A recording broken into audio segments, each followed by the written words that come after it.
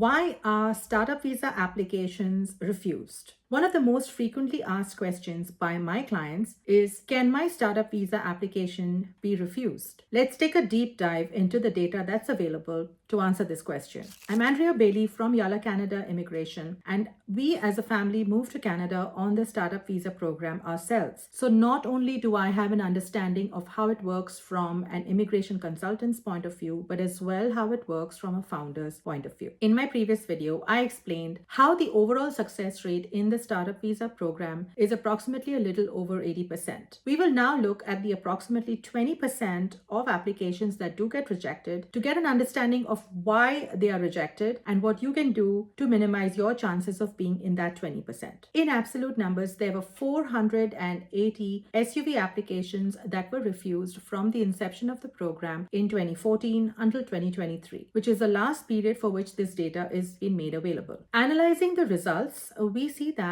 7 reasons account for almost 90% of all rejections. Let's look at what these 7 reasons are. Number 1, not meeting the program requirements that has led to rejections in 55% of cases. These applications fail to meet the basic IRCC requirements related to qualification for the startup visa, so it could be issues related to settlement funds or business ownership requirements, language requirements, and basic documentation. Number 2, Immigration Act non-compliance leads to rejection in 6% of cases. These are either direct or indirect violations by applicants. So for example, it could be a failed security check or a criminal record or overstaying on a visa. Number 3, failure to meet re-entry documentation requirements led to rejections of 6% of cases. Now, this is related to either passport or visa or work permit irregularities. There is no further detail provided by the IRCC except to state that there is some sort of failing in these documentations.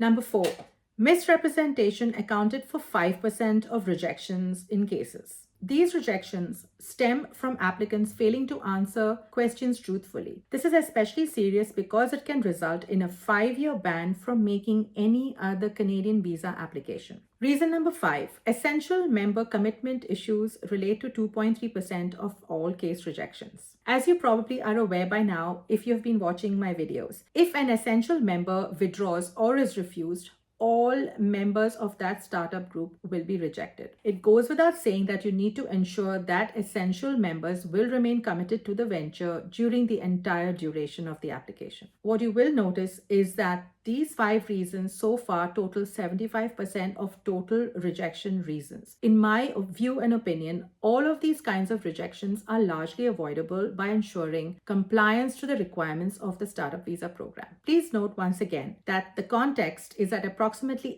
80% of applications are approved. And of those that are rejected, 75% of that balance 20% are due to the 5 reasons that we have just covered. Now that leaves us with 2 more reasons for rejections, both of which are closely related to each other. These are reasons that are directly based on your business effort and progress. Reason number 6, 80% of rejections are because the applicant did not demonstrate any intent to engage in their business activity. And reason number 7, the requirement of having non-artificial transactions resulted in 7% of rejections. These rejections occur when IRCC determines that applicants enter transactions mainly to gain immigration status rather than to conduct the actual business. So taken together, it is 15% of all rejections in cases that occur because the applicant was not serious about the business and the business did not make progress. Now, it's very important to note that these rejections here are due to a lack of effort and not the lack of success. Canada understands that startups are inherently risky and does not demand that your startup succeed. In order to get the SUV application approved, it is important to show effort more than actual success.